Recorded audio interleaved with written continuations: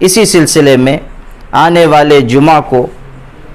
عشاء کی نماز کے فوراً بعد حافظ خلیل احمد ملی جماعت خانے عبداللہ نگر میں شہر کے سرکردہ حضرات کی اور مختلف تنظیموں، جماعتوں اور اداروں کی میٹنگ رکھی گئی ہے، اور اس میں انشاءاللہ آپس میں مشورہ کر کے کوئی ایک لاہ عمل طے کیا جائے گا، اور اس بات کی کوشش ہوگی کہ بعد جلسوں تک، تقریروں تک، تحریروں تک محدود نہ رہے، بلکہ ہم کچھ ایسے اقدامات کر سکیں جن کا فائدہ آج بھی ہو، آنے والے کل بھی ہو، اور ہماری نسلیں نشے سے، قتل سے، خودکشی سے، ناجائز تعلقات سے، بری باتوں سے اور اخلاقی گراوٹ سے محفوظ رہے۔ بہ نستعین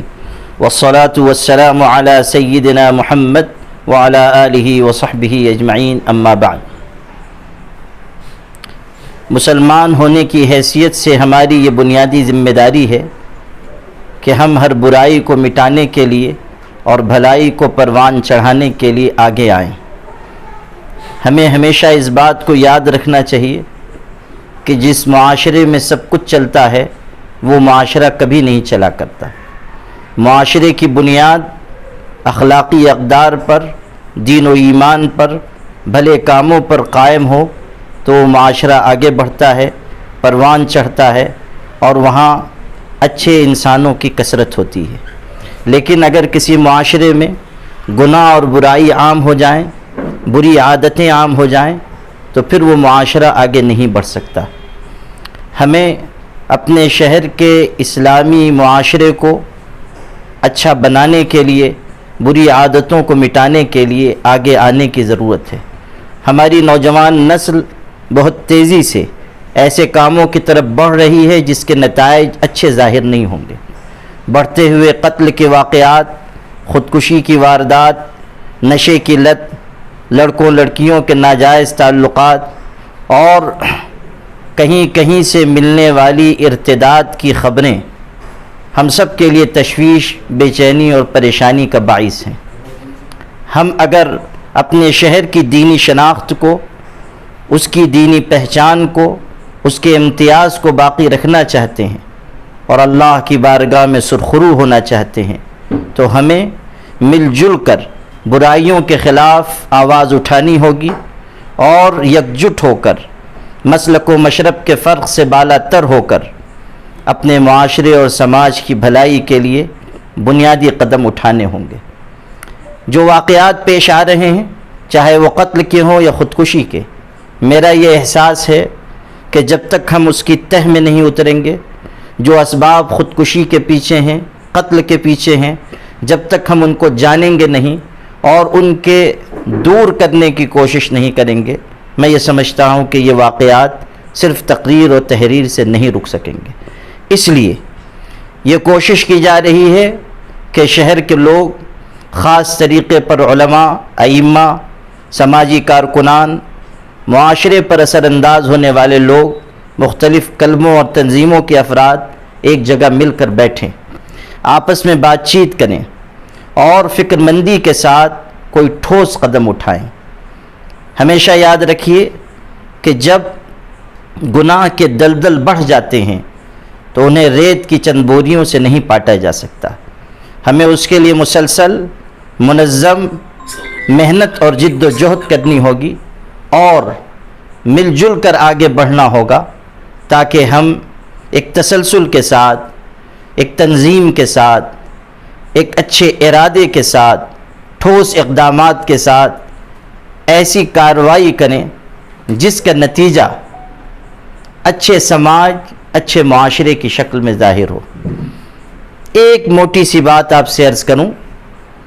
کہ پچھلے دنوں جو خودکشی کے واقعات ہوئے ہیں، ایک مقام کے بارے میں یہ معلوم ہوا کہ جوان نمازی، 5 وقتہ نماز پڑھنے والا، بظاہر دیندار، لیکن گھر کے حالات سے مجبور ہو کر، تنگی کے ہاتھوں پریشان ہو کر اس نے یہ قدم اٹھایا۔ ہمارا شہر جو ملک کے مختلف حصوں میں اپنے یہاں سے تعاون کا مزاج رکھتا ہے، جہاں کا پیسہ نہ جانے کہاں کہاں مساجد، مدارس اور رفاہی کاموں میں لگ رہا ہے۔ اگر ہمارے شہر میں یہ صورتحال ہو رہی ہے کہ لوگ تنگی سے، بھوک سے، فاقے سے، حالات سے مجبور ہو کر خودکشی کر رہے ہیں، تو کہیں نہ کہیں ہمیں اپنے گریبان میں جھانکنے کی ضرورت ہے، اور اس بات کی بھی ضرورت ہے کہ ہم کوئی ایسا نظام بنائیں کہ کسی کو بھوک کے ہاتھوں انتہائی قدم اٹھانے پر مجبور نہ ہونا پڑے۔ کسی بیوہ کا چولہا بجھ رہا ہے، ہم جلائیں۔ کسی یتیم کے کفالت کا مسئلہ ہے، ہم آگے آئیں۔ کسی کے گھر پر کوئی ایسی تشویشناک صورتحال ہے